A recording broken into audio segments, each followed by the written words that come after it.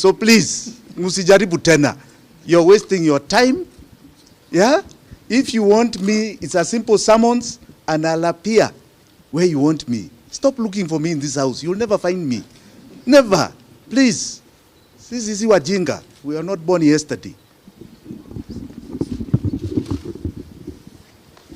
Habari zenu. Mko salama? Ah, very good. How has been the experience? Very interesting. Yeah. Very interesting. Where is Willis? Yeah. Ah, you've told them everything? I've told them everything. Uh-huh. Unless there's any more question they have to you. Ah, okay. Yes, we do. Let me say something very short. 7 years ago, you know, they say the more things change, the more they stay the same.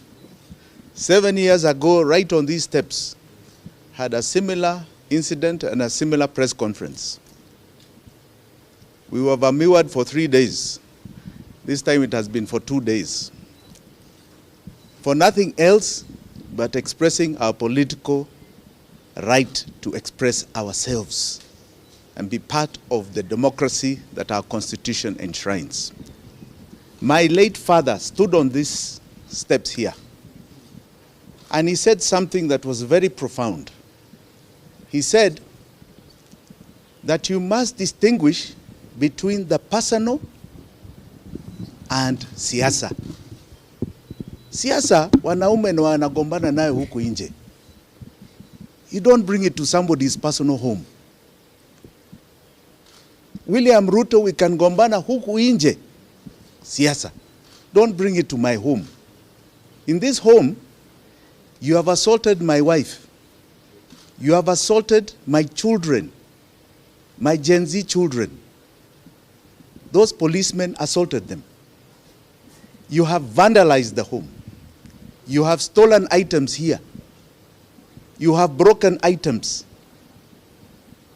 What has that got to do with the siasa we do outside there? This is my home. This is where my children are. But I say my children are alive. There are very many children out there since the protests that began in June that are dead. Their mothers are still grieving. Why are you harming people's children?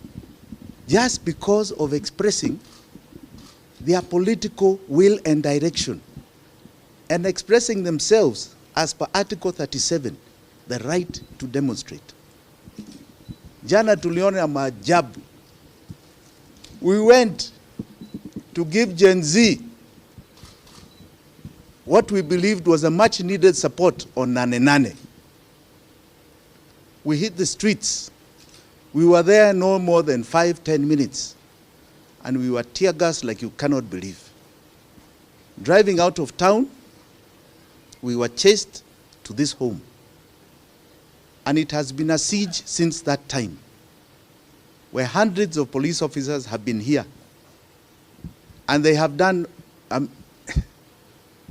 criminal things you cannot believe, all in the view of looking for me. 7 years ago, they looked for me in this house, they couldn't find me. Even now, you look for me in this house, you'll not find me. So please, musijaribu tena. You're wasting your time. Yeah? If you want me, it's a simple summons and I'll appear where you want me. Stop looking for me in this house. You'll never find me. Never. Please. Sisi wajinga. We are not born yesterday. All right? Now, I want to be very clear here. I am firm in my commitment for democracy of this nation. I have been very vocal about the economy of this nation. And it is the economy of this nation that has led to Mandamano. There is no economy here. William Ruto, you are collapsing the economy of Kenya. That is what I speak about. Please, don't try and make me a criminal. You come and plant things in a car that is found at my gate. Please. Hizo vitu, fortunately, you know, technology. We have got a woman planting those things in that car on CCTV. You come and vandalize the CCTV here. You know, iko kitu inaitwa iCloud. It doesn't make any difference. right? Please get with it. You seem like you are far behind technology, hata nyinyi, you intelligence officers. All right? Please. You then come after taking an inventory in the night. You come again in the morning, muna plant vitu, alafu you say take another inventory. You are here, you search the whole place, you found nothing. Then you now come to say 2 hours later, mumepata vitu zingine. Planting things, same script as 7 years ago, where you tried to plant some things in my residence in Malindi to say I have guns. Come on, please. We are not children anymore. Face up to reality. Kama umeshindwa na kazi, you can kindly exit that job. That's what some of us are asking. You have failed, William Ruto. Ruto must go is not only a song, it is now a belief. Kindly, umeshindwa na kazi. And don't fool anybody. Don't try and fool anybody. It is reality. That no matter what you do from now, it is just going to be more and more economic pain to Kenyans. And it is very unfortunate that you want to pretend and lie that you can solve our problem. You cannot.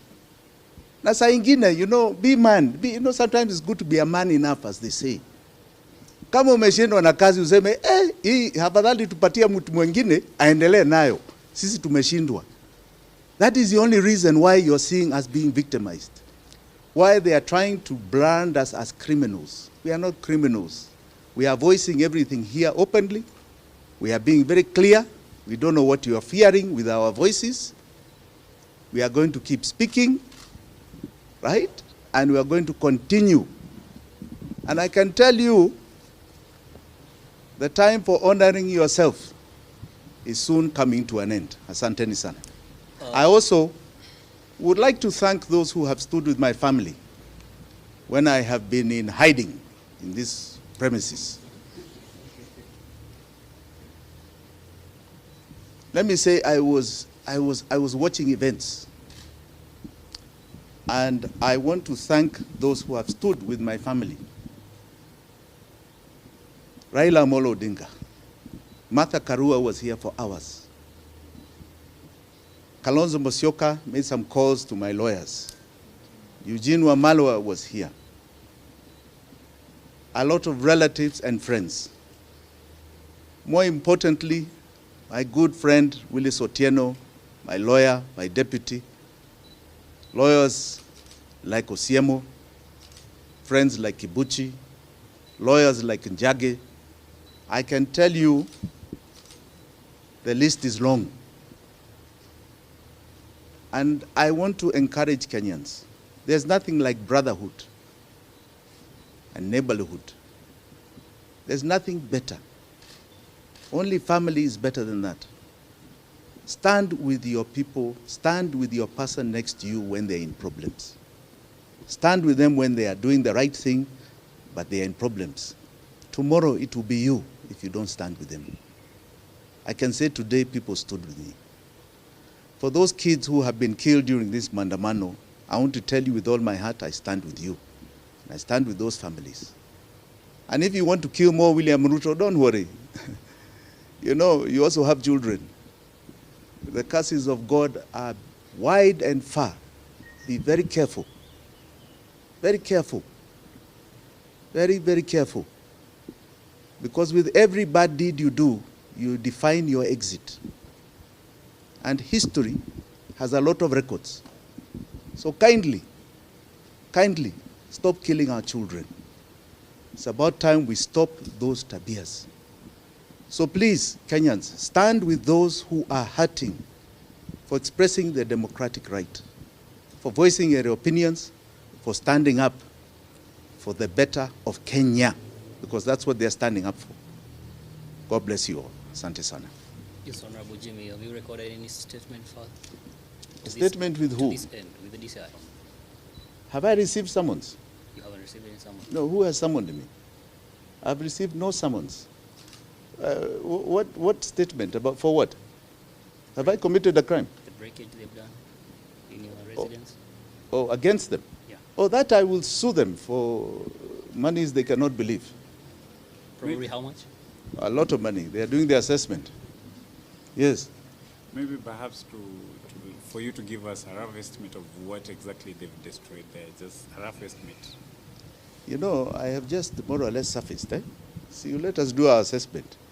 You know, there are experts who do that, right? But millions of shillings. Yes. Is that from the government? Have they said it? Who has said it? Which government has said that? I sue them directly. But let me also say this. Let me say this. Let me say this. Let me say this. Let me say this. I don't know what funding Gen Z is. Let me be very clear, and I want you to catch me very clearly. June 18th, when the first Mandamano began, there was a request for money to help those who had been jailed.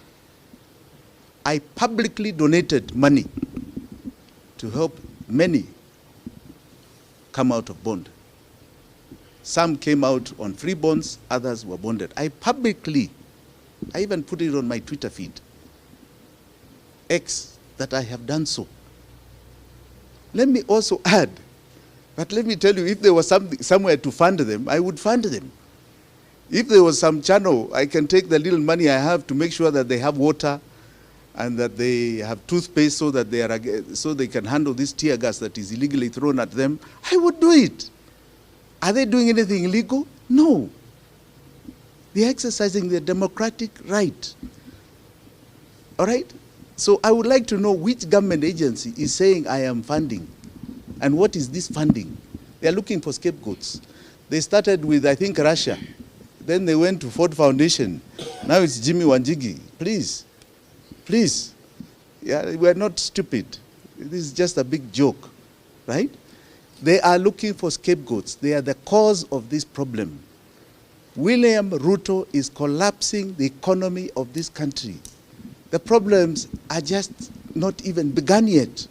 You see problems here you've never even imagined going forward, right? He's a sinking ship, and he's looking for scapegoats. I'm sorry, Kenyans will not be your scapegoat, and I will not be either.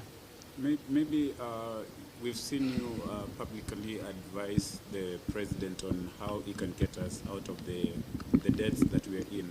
Has he tried to reach you so that you can be able to maybe help him to do so the way you've been advising on it? Let me put it a different way. When William Ruto came to power, I gave him a year to try and sort out the debt problem and the issues plaguing this country.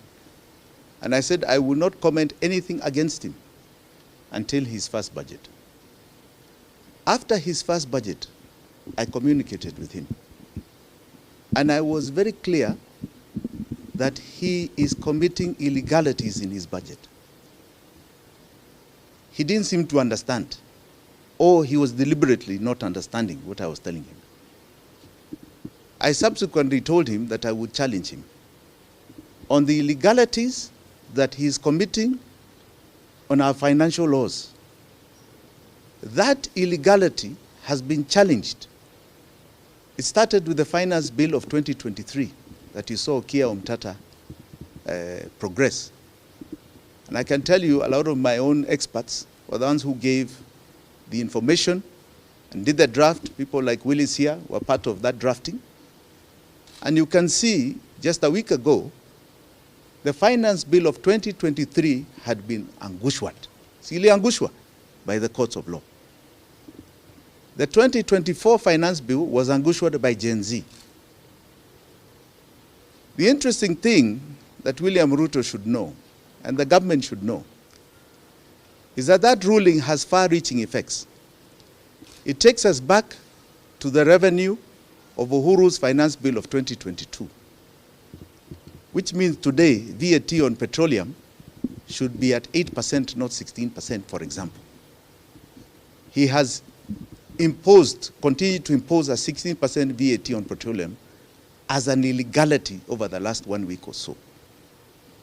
Now, what is more far-reaching is that that ruling said the following, that the revenue estimates as envisaged in the Constitution of Kenya have never been tabled by William Samoei Ruto. In his first budget, and his second budget, this one. And that thus the finance bill is illegal now and unconstitutional.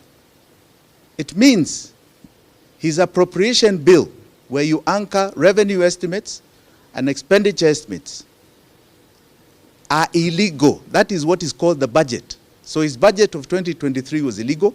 His budget of 2024 is illegal. It means the debt that he's proposing to take and he has taken since he came to power is illegal according to the laws of this country. So I want to tell you, you're going to see what you call economic collapse, perpetuated by constitutional illegality by one man called William Samoei Ruto. He will see it, it's coming, you will all feel it, but I want you to understand, he is the one who's done it, and it's deliberate. And because it is illegal, it cannot fall on our shoulders as Kenyans. We are not going to carry that burden. He has to carry it himself. It is not going to be put to us to deal with. He has to deal with that illegality. So yes, I have told him. I've told him countless times. But he perpetuates the same. Your friend Rairo expertise to help him bring up the country back to its norm. What do you think? Are they going to perform? Or I have great respect, for example, of John Bundy, who is in the Treasury. He's been a renowned debater in Parliament. He's a man of detail. I just feel pity for him that he's joined a sinking ship. And even where things have reached today, I don't think he can solve the problem. He can't. It is too deep a problem. He cannot solve it. He cannot. You need to change the top. Not the middle, not the bottom. You need to change the top. I think that's enough. Thank you. Thank you. Asanteni sana. God bless you.